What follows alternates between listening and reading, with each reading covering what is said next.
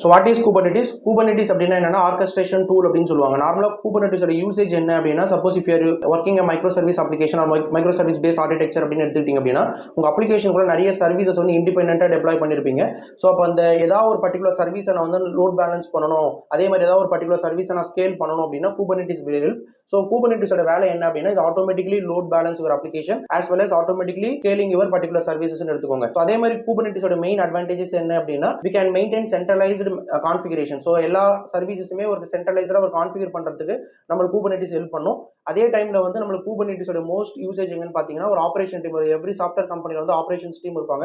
அவங்களோட responsibility deploy your application plus deploy பண்ணதோட முடியாம அவங்க அந்த மானிட்டர் பண்ணுவாங்க, நம்ம எப்படி லோட் பேலன்ஸ் பண்ணணும், எப்படி நம்மளால ஸ்கேல் பண்ணணும் அப்படின்றத. ஸோ அந்த எல்லா ஒர்க்குமே வந்து நம்மளுக்கு Kubernetes டூல் நம்மளுக்கு வந்து ஈஸியா நம்மளுக்கு அது பண்ணி கொடுத்துருது. ஸோ அதனால மைக்ரோ சர்வீஸ் அப்ளிகேஷன் யூஸ் பண்ற என்வரான்மெண்ட்ல வந்து Kubernetes டூல் யூஸ் பண்ணுவாங்க டு மேனேஜ் யுவர் அப்ளிகேஷன்ஸ்.